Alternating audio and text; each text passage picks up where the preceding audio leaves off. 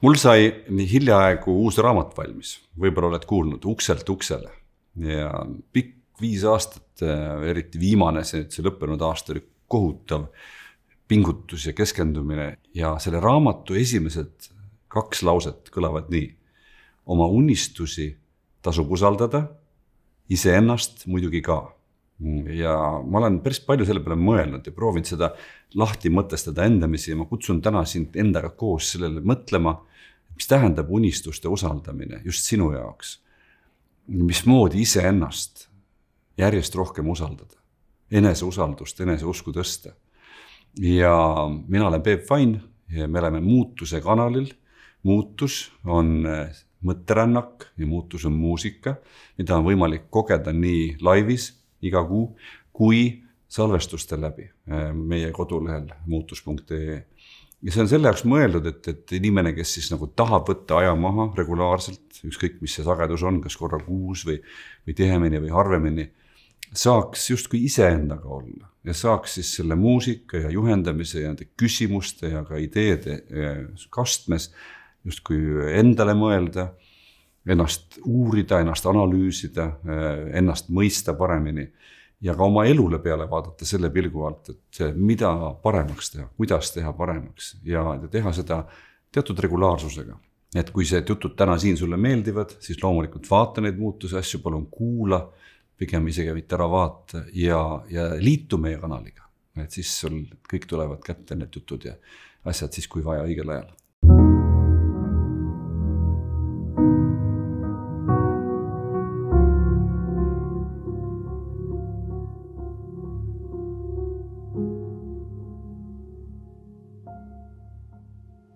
Aga mis tähendab unistuste usaldamine ja mis tähendab enda usaldamine, õigemini kuidas seda teha. Nüüd selleks, et unistusi usaldada, selleks loomulikult peab olema, mida usaldada. Ja mind on see aasta lõpp pannud palju mõtlema selle peale, et kuidas see unistus tekib. Ja selleks on mu meelest 2 inspiratsiooni saamise allikat. Üks neist on väljapoole vaatamine ja üks neist on või teine on sissepoole vaatamine.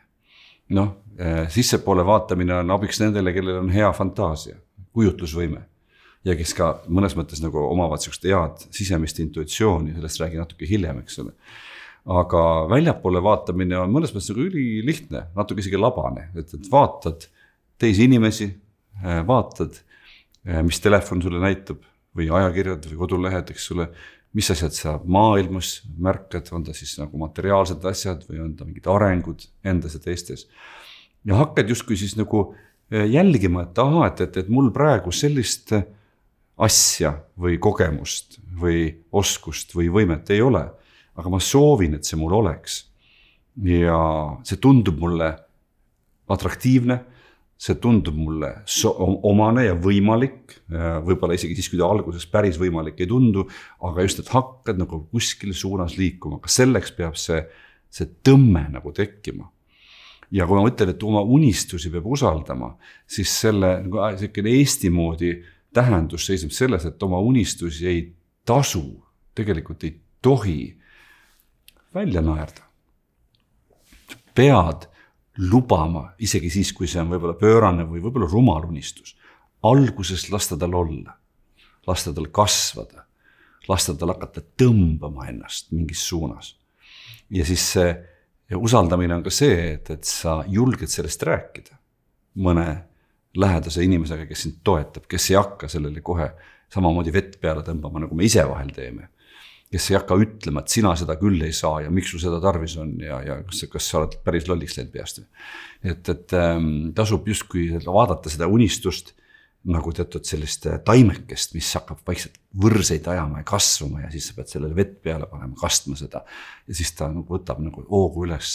Ja loomulikult siis, kuidas sa seda usaldust nagu testid, on see, et sa hakkad selle unistuse poole liikuma, mis sind justkui tõmbab. Ja siis liikudes hakkad nagu tunnetama, et kas see tõmme läheb tugevamaks ja kas see tundub järjest õigem või sa hakkad sa mingil hetkel aru saama, et see võib-olla ei olnud päris mu enda oma, et võib-olla ma valisin valesti, nii kui ma tahan kindlasti alla joonida seda ka veel, et mitte kõik unistused ei ole mõeldud täitmiseks, aga sa ei saa seda ennem teada, kui sa ei ole selles suunas liikuma hakanud ja lubanud elul siis endale näidata, tagasisidet anda, et kas see on päris see õige asi või mitte. Ja see usalduse teine pool on selles ka veel, et kui sa liigud selle unistuse suunas, siis esimeste tagasilöökide peale ei tohi vedelaks lüüa, ei tohi kohe püssi põõsasse visata.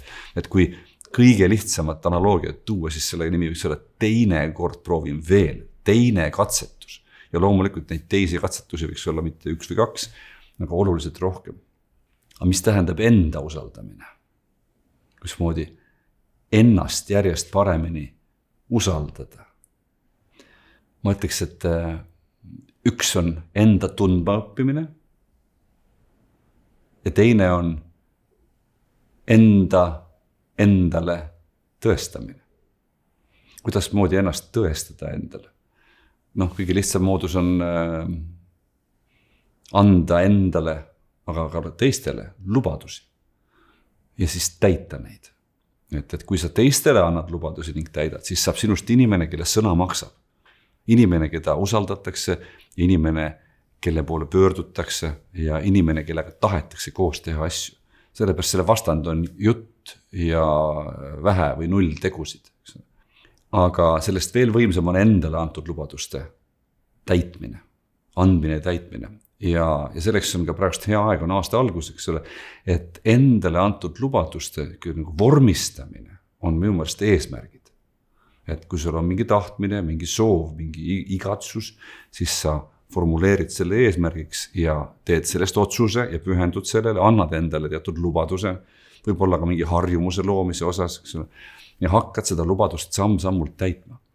Ja kui sa selle lubadusse täitmisega järjest paremasse korda saad ja siis ka isegi võib-olla sa ei pruugi seda eesmärki saavutada plaanitud tähtajal ja võib-olla sa ei pruugi seda üldse saavutada, aga kui sa justkui järjest tõestad endale, et ma olen seda tüüpi inimene, et sina oled seda tüüpi inimene, kes siis justkui mitte ainult ei räägi, vaid päriselt ka teeb, tegija, siis sa hakkad järjest rohkem endale läbi selle enda tõestamise iseennast rohkem uskuma ja usaldama. Lähen tagasi veel selle enda tundmise juurde, et mis see tähendab, et väga lihtsamal moel on see, et enda isiksuse, enda eelistuste, enda vajaduste, enda võimekuse, enda piirangute teadasaamine, realistlikult endale nendest aru andmine ja siis sinna vastu enda järgmiste sammude, järgmiste eesmärkide sobitamine.